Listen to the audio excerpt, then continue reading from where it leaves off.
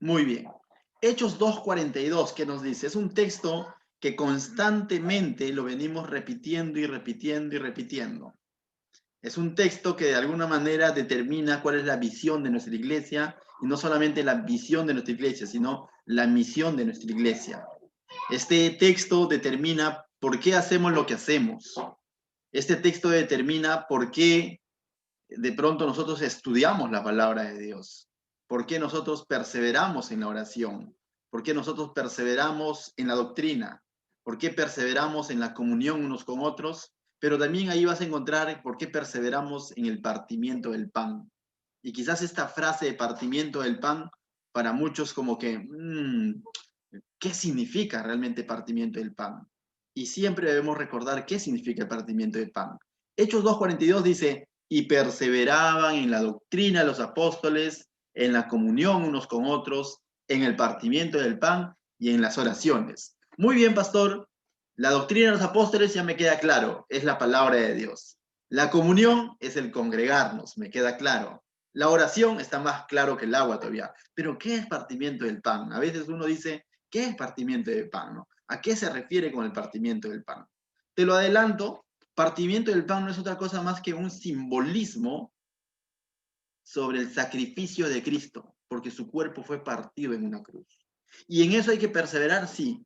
Siempre el creyente, la iglesia, tu familia, tiene que entender que esa es la razón por la cual nosotros estamos aquí. De lo contrario, si olvidamos el sacrificio de Cristo, si dejamos de conmemorar, de perseverar en recordar el sacrificio de Cristo, todo esto será religión, como te decía. Todo esto serán actos sin sentido. Pero si cada una de estas cosas lo hacemos recordando que todo se debe al sacrificio de Cristo y a los méritos de Cristo logrados en la cruz, las cosas cambian. Todo lo que hagamos serán frutos o serán buenas obras, como se dice, ¿no? Ya no malas obras. Serán porque ahí nació nuestra fe. En ese sacrificio está basada nuestra salvación. Entonces, el Señor Jesús tenía muy claro esto. Y el Señor Jesús se los dijo a sus discípulos incluso antes de ser crucificado. Nosotros vemos la cruz siempre hacia atrás. Para nosotros ver la cruz tenemos que voltear hacia el pasado, hacia 2000 años aproximadamente atrás, mientras que ellos veían la cruz hacia adelante, por algo que iba a suceder. Todo el Antiguo Testamento veían la cruz hacia adelante. Aún los discípulos de Jesús veían la cruz hacia adelante.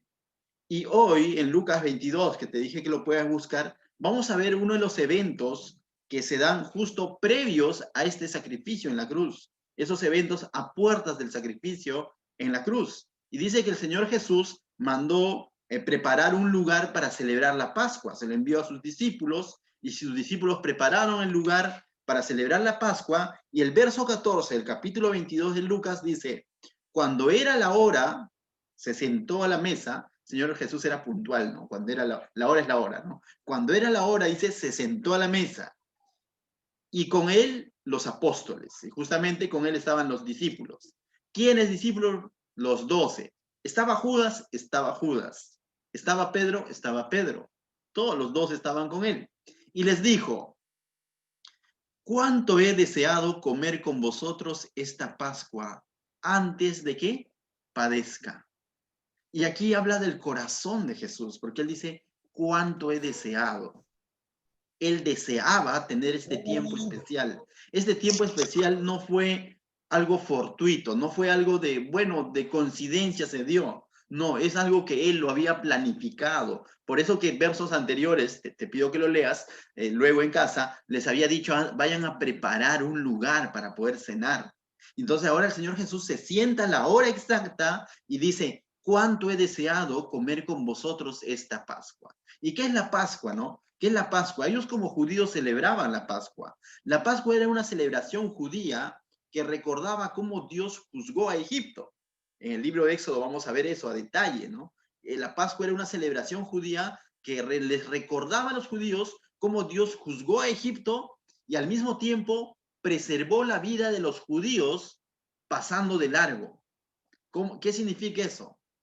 Dios ordenó a su pueblo y le dijo que maten un cordero limpio, sin mancha, y que manchen los dinteles de su casa, porque esa noche iba a pasar el ángel del Señor. Y pasó y ciertamente preservó la vida de ellos. Y ese pasar del ángel se le conoce como el pasaj, y de ahí viene la palabra Pascua. Entonces ellos recordaban esta Pascua, tenían un recordatorio de esta Pascua, cómo Dios juzgó a Egipto, cómo Dios preservó sus vidas, cómo Dios a través de este evento les dio libertad.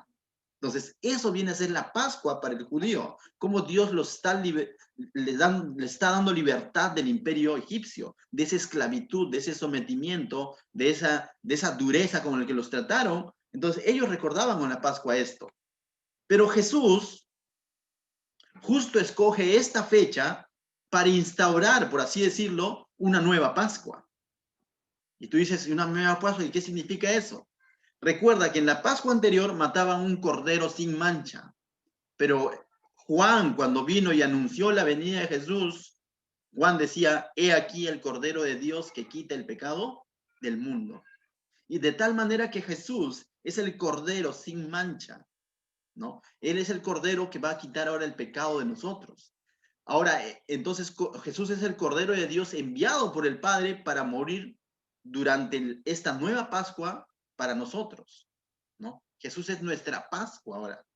Es a través del sacrificio de Cristo nosotros podemos ver cómo es que Él nos libró de nuestros pecados. Mira lo que dice 2 Corintios 5:19.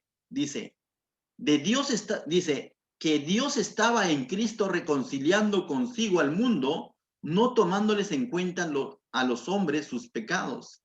Y nos encargó a nosotros la palabra de la reconciliación. Pero dice que en Cristo Dios nos reconcilió consigo mismo, no tomando en cuenta nuestros pecados. ¿Por qué? Porque Cristo justamente va a representar ese Cordero de Dios que cubre cada uno de nuestros pecados, o como decía Juan, que quita el pecado del ser humano, que quita el pecado del mundo. Entonces, de tal manera que Jesús ahora cuando Él va a celebrar esta Pascua, le quiere dar un nuevo sentido a esta Pascua, no tanto un nuevo sentido, sino el sentido real y verdadero de la Pascua. La antigua Pascua era una sombra, era un anticipo de lo que Él iba a hacer realmente con la humanidad. Entonces, mira lo que dice ahora en el verso 16 de Lucas que estamos leyendo. Dice, ¿por qué después de haberles dicho cuánto he deseado estar con ustedes aquí celebrando la Pascua? Mira lo que les dice, verso 16. ¿Por qué os dicho que no la comeré más hasta que se cumpla en el reino de Dios? Tomando la copa, dio gracias y dijo. Bueno, primero el verso 16 nos aclara que esta es la última vez que él va a celebrar esta Pascua con ellos físicamente, porque después iba a ir a la cruz y después se iba a ir, lógicamente, iba a ascender al cielo, ¿no? Entonces dice 17. Tomando la copa, dio gracias y dijo, tomad esto, repartidlo entre vosotros, porque os digo que no beberé más del fruto de la vid hasta que el reino de Dios venga. Dice, dio gracias, dice en el verso 17. Dio gracias. Entonces, dio gracias a Dios por esto lo que iba a suceder, ¿no? Entonces, él dio gracias a Dios porque esta expresión también nos da a entender de que lo que él iba a hacer no era una obligación, ¿no? No es que lo hizo de una mala gana, él lo hizo por voluntad, él se despojó, ¿no? Fue una obediencia y al mismo tiempo fue una ofrenda de amor de parte del Señor Jesucristo. Entonces, él dio gracias a Dios por esto que iba a suceder. De aquí, de esta palabra dio gracias, viene la palabra Eucaristía, ¿no? La acción de gracias, el dar gracias a Dios. Por eso que la Iglesia Católica usa este nombre, ¿no? Eucaristía, en griego esto significa, dio gracias significa Eucaristía. Pero aquí hay una frase en el verso 17 donde dice, tomad esto y repartidlo entre vosotros. Y dice, tomad esto y repartidlo entre vosotros. ¿Qué significa? ¿Tomó qué? La copa, ¿no? Y dice que cuando aquel entonces, en la costumbre judía, normalmente no es que de pronto te daban tu pan ya, acá hoy en día en nuestra cultura el pan es individual, ¿no? No es que tú ves partiendo un pan para cada miembro de la familia. Allí en la cultura judía el pan era mucho más grande que el pancito que nos vende aquí en Santa Isabel, la panadería Christi, era mucho más grande que eso, y normalmente lo partían y se lo compartían, ¿no? Un solo pan. Y lo mismo sucedía con la copa, ¿no? La copa también solamente se hacía, lógicamente eso hacía en un círculo más íntimo de familia o de verdadera amistad. Se hacía también, muchas veces tomaban de una misma copa.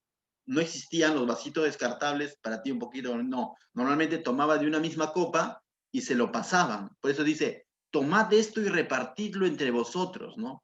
Esto era como tomar la copa, esto significaba como una estrecha relación a tal punto de que ellos expresaban, decir, estamos dispuestos a compartir el mismo destino, o sea, les llevaba a tal punto de familiaridad que estaban dispuestos los que participaban de ese tipo de actos, de decir, estamos en las buenas y en las malas, ¿no? Es como una especie de pacto, por eso que más adelante va a decir, este es el nuevo pacto, ¿no? Entonces, cuando sucedía esto en los círculos íntimos era como decir, estamos tan dispuestos, estamos tan unidos que compartiríamos el mismo destino, ¿no? Y viéndolo bien, cuando pasaron unas horas, ¿ya? Después de esta Santa Cena, los discípulos lo abandonaron, no compartieron con él ese mismo destino, ¿no? No fueron a la cruz. Los discípulos se escandalizaron, por ahí vemos a un Judas traicionándolo, vemos a un Pedro negándolo, y los demás también. El hecho de que no lo hayan negado, no lo hayan traicionado, tampoco quiere decir que se salvan, porque no estuvieron con él hasta la cruz. Entonces, si bien es cierto, los discípulos no cumplieron con este acto, ¿no? De estamos en las buenas y en las malas, estamos tan unidos hasta un mismo destino, pero Jesús sí cumplió. Jesús, cuando fue a la cruz, no solamente fue por él, Jesús fue por cada uno de sus discípulos y murió y dio su vida por cada uno de ellos y les prometió moradas allí en el cielo y se los va llevado, ¿no? Y van a ir a ese mismo lugar al igual que nosotros. Entonces Jesús sí cumplió con cada cosa que él determinó, ¿no? Entonces vemos ahí la fidelidad de Jesús. Él estaba determinado a cumplir lo que él estaba prometiendo. Verso 19 dice, también tomó pan, dice, mira, y dio gracias y lo partió y les dijo diciendo, no, y les dio diciendo, esto es mi cuerpo que por vosotros es dado, haced esto en memoria de mí. Ahora dice, ¿qué es lo que él hace? Coge el pan de la misma manera, ¿no? Y les dice, esto es mi cuerpo. Y cuando él dice, esto es mi cuerpo, no estaba diciendo que literalmente era su cuerpo, ¿no? Porque no es que de pronto le estaba diciendo, este es mi cuerpo, por lo tanto, cómanme, y no se trata de canibalismo, ¿no? Sino esto de que esto es mi cuerpo significa que eso simbolizaría su cuerpo, que tal como él estaba rompiendo ese pan o él estaba partiendo ese pan, de la misma manera su cuerpo iba a ser partido, de la misma manera su cuerpo iba a ser despedazado o flagelado o maltratado, ¿no? Entonces, ellos, lo que Jesús estaba haciendo aquí, estaba hablando de la cruz, de lo que se le venía, de su padecimiento, del castigo, de eso estaba hablando, de lo que iba a suceder con él físicamente hablando. Entonces, por eso yo te digo que los discípulos veían la crucifixión hacia adelante. Para ellos no había ocurrido la crucifixión. Entonces, cuando Jesús le dice, este es mi cuerpo, que por vosotros es partido, quizás todavía decían como que, ¿cómo va a ser partido? Pero si Él es nuestro líder, ¿cómo si Él es el Hijo de Dios, cómo va a ser partido? No tenían la información clara, ¿no? Hasta que llegó a suceder. Pero para nosotros vemos la cruz como algo que ya sucedió. Para nosotros esto ha sido real y la Biblia lo registra. Y esto de que su cuerpo va a ser partido es algo interesante. Isaías 52:14, mira lo que dice. Dice, hablando justamente Isaías, cientos de años atrás a este evento, habló hacia el futuro también en cuanto a este sacrificio de Cristo. Isaías dijo lo siguiente, ¿cómo se asombraron de ti muchos? Dice, de tal manera que fue desfigurado de los hombres su parecer, su hermosura más que el de los hijos de los hombres, dice. Fue desfigurado, dice, de los hombres su parecer. Algunos comentaristas bíblicos dicen que cuando Jesús fue bajado de la cruz fue irreconocible. Otros dicen que no parecía humano. Algunos cronistas dicen que cuando Cristo fue a la cruz, prácticamente quedó desfigurado. El mismo Isaías también en el capítulo 53 dice que su cuerpo fue molido prácticamente, ¿no? Entonces fue desfigurado, sufrió todo esto. Entonces Jesús sabía todo eso que iba a pasar con él. Él sabía el maltrato que le venía, ¿no? la cruz que estaba a puertas nada más ya. Y vemos a un Jesús determinado a hacerlo, ¿no? Diciendo, al inicio, ¿qué es diciéndoles? Mira, diciéndoles al inicio que en el verso 14, cuando era la hora, se sentó a la mesa, dice, no, verso 16, dice, porque os digo que no la comeré más hasta que se cumpla en el reino de Dios. Está diciendo, esta es la última vez que como esto con ustedes, hasta que se cumpla, lógicamente, su segunda venida, ¿no? Entonces Jesús sabía lo que iba a suceder con él. No lo cogieron por sorpresa. Entonces, dos cosas, mis hermanos. Jesús sabía que su cuerpo iba a ser destrozado y estaba dispuesto a hacerlo. Pero también nos dice, más adelante, verso 20 dice, de igual manera, después de haber cenado, tomó la copa diciendo, ahora va a hablar de la copa. ¿Qué significa la copa? Esta copa es el nuevo pacto en mi sangre, que por vosotros se derrama. Y aquí él está diciendo que esta copa, nuevamente, no está diciendo que esa copa literalmente es su sangre, sino que esa copa representaría, dice, el nuevo pacto en su sangre. Entonces, la sangre de Cristo fue derramada en la cruz por nosotros. La sangre representa el perdón de pecados por nosotros. Dice que hemos sido comprados por su sangre preciosa. La Biblia dice que sin derramamiento de sangre no hay perdón de pecados. Y ciertamente Él derramó su sangre para redimirnos, para rescatarnos. Fue el pago por ti y por mí, el derramamiento de esa sangre. Primera de Pedro 1, 18, 19, mira lo que dice. Sabiendo que fuisteis rescatados, está hablando de nosotros, sabiendo que fuisteis rescatados de vuestra vana manera de vivir, la cual recibisteis de vuestros padres, no con cosas corruptibles como el oro o plata. No has sido rescatado, dice, por oro ni por plata, de tu vana manera de vivir, sino como has sido rescatado, verso 19 dice, sino con la sangre preciosa de Cristo, como de un cordero sin mancha y sin contaminación. ¿Cómo Cristo te rescató? ¿Cómo es que Él pagó el precio por el perdón de tus pecados, por tu rescate? Fue con su sangre preciosa. No fue con oro ni con plata, aunque lo tenía. Aunque Él tenía toda esa potestad. Aunque eso va a ser pavimento allá en las moradas, en la ciudadela, en la ciudad celestial, en la nueva Jerusalén, como se le dice, allá en el cielo. Oro y plata es lo que sobra y va a ser pavimento. Pero ni siquiera eso lo dio por ti, porque no podría pagarlo. Él pagó el precio por ti, dice, con su sangre preciosa. Y es por eso que les dice, esta copa representa el nuevo pacto. Entonces, mis hermanos, yo podría decir, cuán afortunados somos. Cuánta gracia tuvo. ¿Era obligación? No. Era una acción de amor, voluntaria. Decía un amigo pastor, a quien también le sigo en sus estudios bíblicos, él decía algo interesante, ¿no?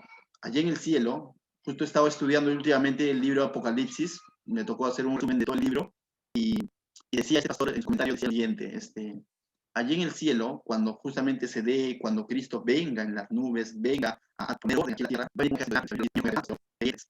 Pero ese ejército de ángeles es tan numeroso, incluso algunos se atreven a hacer cálculos, ¿no? Es tan numeroso que es su ejército del Señor. Y lo vemos ese ejército obedeciéndolo al Señor.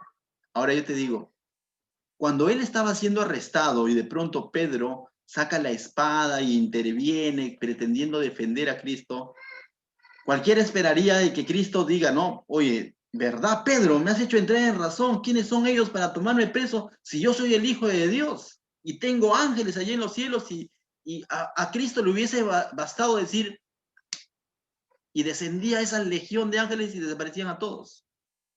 Pero no lo hizo, porque él tenía una misión. Por eso dice que él se despojó de toda su gloria. Se hizo hombre como tú y como yo. Entonces, eso es acto de amor, mis hermanos. Dejó todo su poderío, ¿no? Pudimos hacerlo, no lo hizo, porque su misión no era vencer a sus lados, su misión era vencerlos a ellos, su misión era pagar por tus pecados. Así derramamiento de pecados. ¿Cuán afortunados somos de esa parte de gracia? Cuando entendemos ese principio, Cuando entendemos ese amor de Jesús, eso nos lleva ahora, al ya entendido, realmente nos lleva realmente a perseverar, pero no por imposición. Nos lleva a perseverar por amor. Persevero por amor, por agradecimiento a lo que Cristo ha hecho por mí. De tal manera que cuando Hechos 2:42 dice, y perseveraban en la comunión, en el partimiento del pan y las oraciones, no va a ser un gozo, va a ser un gozo estudiar su palabra, va a ser un gozo congregarse con sus hermanos, va a ser un gozo estar en la oración, va a ser un gozo participar de la Santa Cena, cuando entendemos realmente cuánto le ha costado a Él y que Él lo hizo por amor. Pero cuando no entendemos eso, lo haremos de mala gana, lo haremos por costumbre, lo haremos, bueno, porque así lo dicen, pero no lo haremos como realmente deberíamos de hacerlo. Recuerda, cuando él estuvo a punto de celebrar la Pascua con sus discípulos, estas primeras santas cenas, si queremos decirle, dijo él, cuánto he esperado. Y eso habla de su anhelo. Y si el Señor tendría que decirte esta noche, te diría, cuánto he esperado que estés hoy ahí sentado para celebrar la Santa Cena. Debemos llegar entonces, mis hermanos, a la Santa Cena con un corazón expectante, diciendo, Señor, quiero conmemorar, quiero recordar, quiero tu sacrificio, quiero valorarlo, quiero refrescar mi mente de qué es lo que tú hiciste por mí, porque mi carne muchas veces me lleva a olvidar qué hiciste por mí y me siento con derechos y pienso que ya lo tengo ganado todo. Pero qué importante es venir a la Santa Cena y refrescar todo esto que ya conocemos. ¿Para qué? Para compungirnos de corazón y decir, ciertamente, Señor, gracias. Ciertamente es gracia. Ciertamente es misericordia. Y nos sentimos privilegiados ahora de estar aquí frente a una pantalla, quizás allí en tu casa, pero celebrando, recordando este sacrificio de Cristo. La iglesia lo hizo, y no solamente en Hechos 2:42, Hechos 2:46 también dice que ellos perseveraban unánimes cada día en el templo y en las casas, dice, partiendo el pan en las casas, dice, comían juntos con alegría y sencillez de corazón. De tal manera que la iglesia en sus inicios celebraba la Santa Cena no solamente en el templo, incluso lo hacían en las casas. ¿Y por qué lo hacían en las casas, pastor, y no en el templo? Muchas veces lo hacían en las casas porque habían perseguidores, así como Saulo, que asolaban, ¿qué? La iglesia. Y el contexto les permitió y los llevó a ellos a no poner excusas para perseverar en esto, sino los llevó incluso a hacerlo a sus casas. De tal manera que no hay un reglamento que diga tiene que ser así, así. Hoy lo estamos haciendo por Zoom. ¿Por qué? Porque justamente la situación que estamos viviendo no lo permite que lo hagamos en el templo y hoy lo estamos haciendo en las casas. Entonces, mi hermano, pero eso no debe desmerecer su valor de la Santa Cena. Eso no debe de quitarle ni restarle. Entonces, estamos por buen camino, sigue perseverando. Más adelante, en mismo Hechos capítulo 27, Pablo dice que también se reunió con los cristianos. Te pido que lo busques si estás ahí cerca, porque esta historia es muy interesante. Vamos a verlo así, no a profundidad, pero quiero darte unos detalles en Hechos 27 en adelante. Mira lo que dice. El primer día de la semana, reunidos los discípulos para partir el pan, dice. Nuevamente, ¿para qué? Para celebrar la Santa Cena, el primer día de la semana. ¿Qué día? Domingo, ¿no? Entonces ahí hay una muestra también de que, no, es sábado. Hermano, la iglesia tuvo la costumbre de hacerlo domingo, pero también fue por un contexto, ¿no? Porque Cristo resucitó domingo. Si de pronto lo hacemos un lunes, bienvenido. Lo que no se debe perder es el principio de qué significa la Santa Cena. El día puede variar. Entonces dice, lo tienen Hechos 20, verso 7, si lo tienes me haces un like para poder leerlo juntos. Dice así, el primer día de la semana, reunidos los discípulos para partir el pan, Pablo tenía que salir al día siguiente, ¿no es cierto? Dice, les enseñaba, dice, y alargó el discurso hasta la medianoche. Ya aparecía el pastor Anderson, ¿no? Yo quedo, la verdad, chiquito al lado de Pablo predicando 40 minutos, una hora. Él predicó, dice, hasta la medianoche. ¿Entiendes? Entonces, si te quejas porque de pronto está durando mucho, mira lo que sucedió con el que se estaba durmiendo. Mira, dice, verso 8 dice, había muchas lámparas en el aposento, dice, alto donde se hallaban reunidos. 9. Un joven llamado Eutico, dice, estaba sentado en la ventana, dice, y rendido en su sueño profundo, por cuanto Pablo disertaba largamente, venció del sueño y cayó del tercer piso abajo y fue levantado, ¿qué dice? Muerto. Y hubo un joven que estaba ahí escuchando la prédica de Pablo y se dio una cabeceada y ¡ping! Un clavado al piso, y dice, lo levantaron muerto. Pastor, esta historia está en la Biblia, pero no termina en tragedia. Mira, qué interesante, mira cómo termina esta historia, ¿no? Dice, fue levantado, venció el sueño, que yo fue levantado muerto. Verso 10. Entonces dice, descendió Pablo. Claro, pues si él es el que lo ha dormido, ¿no? Con su disertación. Entonces dice, descendió Pablo, dice empilado ahí Pablo. Descendió Pablo y echó sobre él. Y se echó sobre él. Algunos dicen, estaba tapando la evidencia. No está haciendo eso. ¿Eh? Mira, se echó sobre él, dice, se echó sobre él y abrazándolo dijo, no os alarméis, pues está vivo. Y hasta ahí podríamos decir, Pablo está tapando la evidencia, ¿no? Porque, como diciendo, no lo vean, está vivo. Verso 11 dice, no los alarméis, pues está vivo. Y ciertamente estaba vivo, mis hermanos. Pablo no estaba mintiendo. Verso 11, mira lo que sucedió después. Después de haber subido, ¿qué dice? Partió el pan. Es decir, celebraron la Santa Cena. Yo te digo, hay excusas. Ah, no, y si quieres terminamos la historia, dice, lo comió y siguieron hablando hasta el alba, se tiraron de amanecida, ¿no? Y ya definitivamente nadie se durmió, pues, después de ver eso, ¿no? Dice, y luego se fue, dice, llevaron vivo al joven y fueron grandemente consolados. Entonces, ¿por qué te narro esta historia? Te digo, hay excusa, hay motivo para decir, no participo de la Santa Cena, no lo hagamos, pastor, ya cuando volvamos, no hay excusa. Cuando hubo persecución, la gente, los hermanos lo hicieron en sus casas. Cuando hubo uno que se quedó dormido y se dio un clavado, lo resucitaron en una y continuaron celebrando la Santa Cena. Literal. Entonces, mis hermanos, que la Santa Cena se convierta en ti como un anhelo, de siempre decir, deseo, necesito participar en la Santa Cena. Haz hasta lo imposible para celebrar la Santa Cena, para participar de la Santa Cena. ¿Por qué? Por el significado que acabamos de explicar. Es algo muy valioso que debe recordar el creyente cada vez que participa en la Santa Cena. No hay motivo o excusa que nos debe de dejar que nosotros perseveremos en esta ordenanza. Tan valiosa como la palabra de Dios, tan valiosa como la oración, tan valiosa como el congregarnos, es poder celebrar la Santa Cena. El mismo valor. Amén.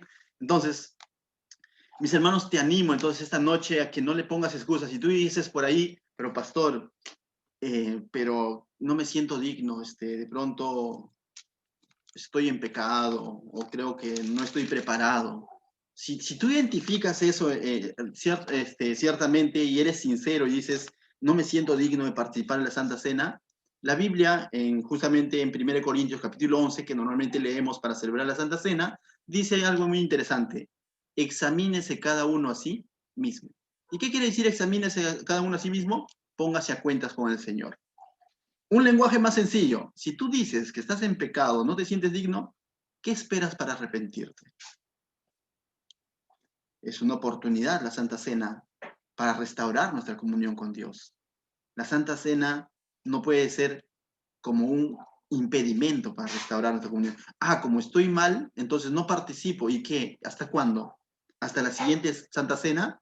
Te recuerdo que la siguiente Santa Cena lo haremos el próximo año, literal. El próximo año. ¿Vas a esperar el próximo año para ponerte a cuentas con el Señor? ¿Por qué no lo haces hoy? Si hay un impedimento, la Biblia dice, examínese cada uno a sí mismo. Y eso es lo que nosotros hacemos normalmente, mis hermanos, cada vez que vamos a celebrar la Santa Cena, ¿no? Entonces, te invito a que puedas abrir tu Biblia en 1 Corintios, capítulo 11, para poder participar de la Santa Cena, y si ya tuvieras tu copa y el pan para poder participar, te invito a que lo puedas tener a la mano, ¿no? Y vamos a leer, mira lo que dice Pablo, nuevamente enseñando y recordando este acto que hemos visto, esta institución de la Santa Cena que hemos visto en Lucas 22. Aquí lo va a repetir, similar, las mismas palabras, la misma frase, ¿no?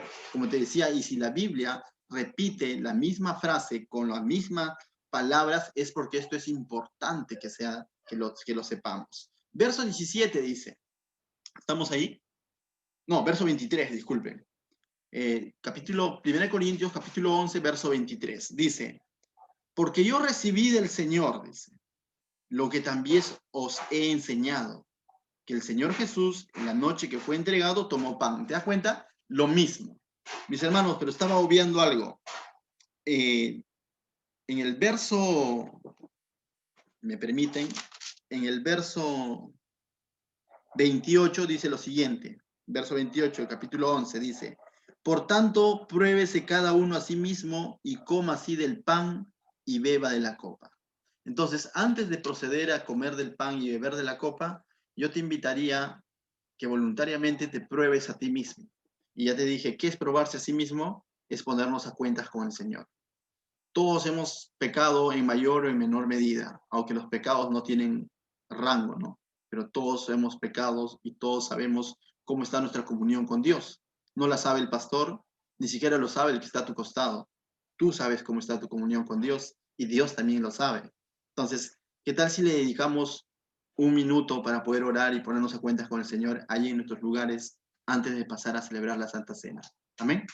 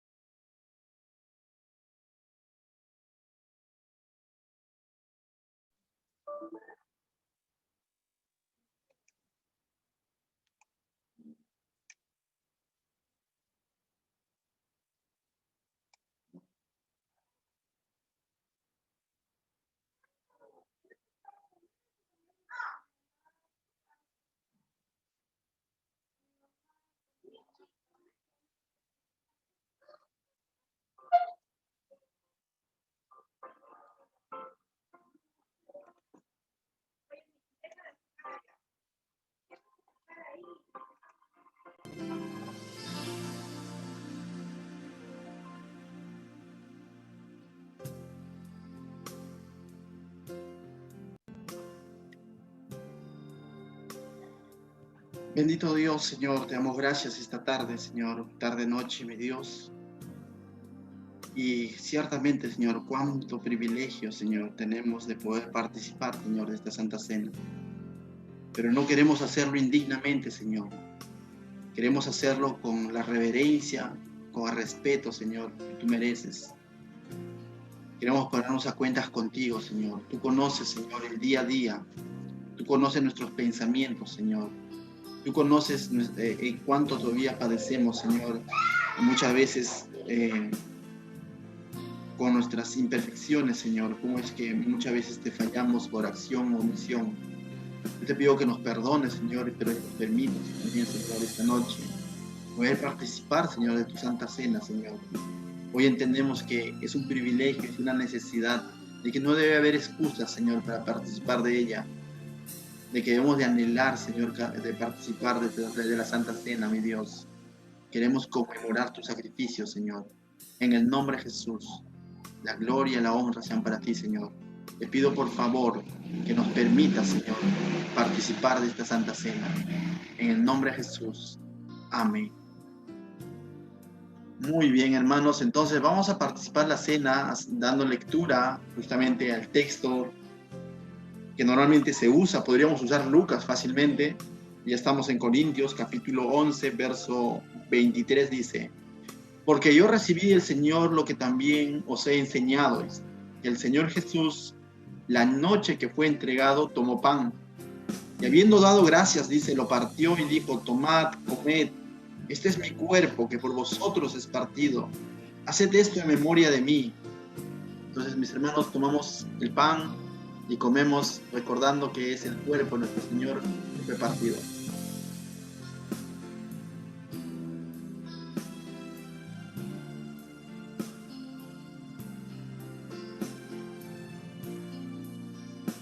El verso 25 dice: Asimismo tomó también la copa después de haber cenado, diciendo: esta copa es el nuevo pacto en mi sangre. Haced esto todas las veces que la bebiereis en memoria de mí.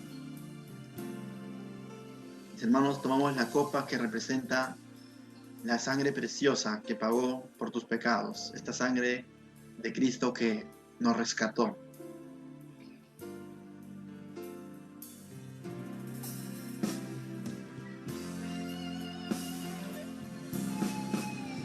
Finalmente dice el verso 26, así pues, todas las veces que comieres este pan y bebieres de esta copa, la muerte del Señor anunciáis hasta que Él venga. Ciertamente, cada vez que participemos de la Santa Cena, lo que hacemos es anunciar al mundo que Cristo murió en una cruz, pero también dice que hasta que Él venga, es decir, también anunciamos que Él resucitó y ha prometido que venir por su iglesia, venir por cada creyente que ha confiado en Él, venir y llevarnos con cuerpos glorificados. Y eso va a suceder. Amén. Créelo, esa es nuestra esperanza puesta en Jesucristo.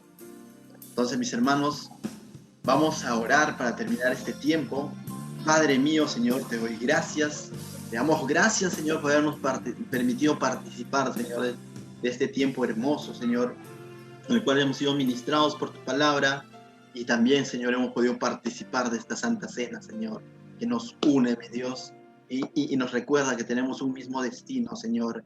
Y como dice el libro, las cartas de Juan, Señor, iremos y te veremos, Señor, cara a cara, estaremos en tu presencia, Señor, seremos semejantes a ti, Señor, tal como lo dicen tus cartas, Señor. En el nombre de Cristo Jesús, la gloria, la honra sean para ti. Amén.